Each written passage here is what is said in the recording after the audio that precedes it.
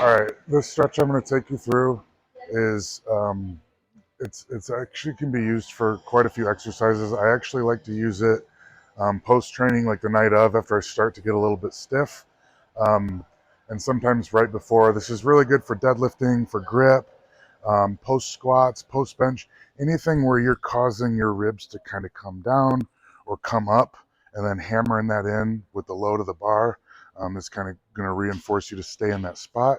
And as we know, we want to keep that neutral rib cage. We want the chest up, but the ribs down, the diaphragm down, and we want to be able to hold this position no matter what lift we're doing, right?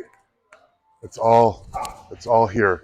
Now, we start getting loaded, we start getting fatigued, we start breaking down, lifting heavy weights, stuff like that.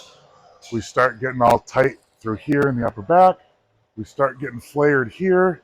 We start getting shortened up and tightened through the obliques, through the psoas, that causes the back pain and stuff like that. So we want to free up the pecs, biceps, forearms, and hands to allow the ribs to come down and the chest to come up. So let's call this nerve stretching. We're going to hold for 3 minutes. I'm going to start like this. And I'm going to push my fingers out far. So I'm almost feeling like a ripping sensation through my bicep, through my fingers, all the way into the pec.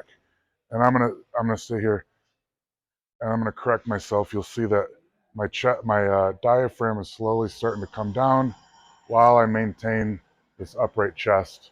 So you'll see when I start, I want to come here, ribs slightly flared. The more I push out and lengthen and stretch, the more I'll correct. So right there, I was here, and I correct. And I just keep reaching out further and further and further.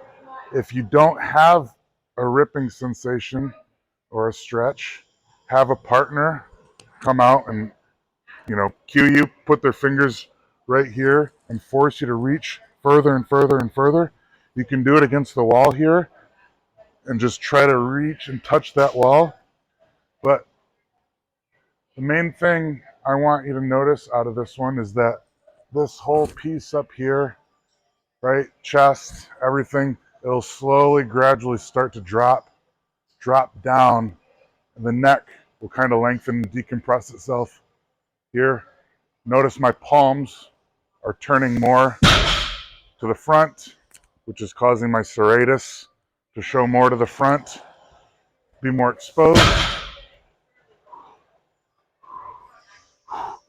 And then I'm going to go ahead and get under the bar. So like I said, I would do this post squats, right? Like the night, like before I go to bed, and I'm all little tightened up from deadlifts and squats. I want to free that up a little bit. I'm also going to do it before things like squat and deadlifts or even bench press.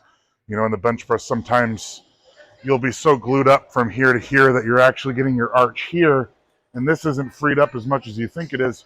We want the arch here in the upper back, while this actually stays neutral, okay?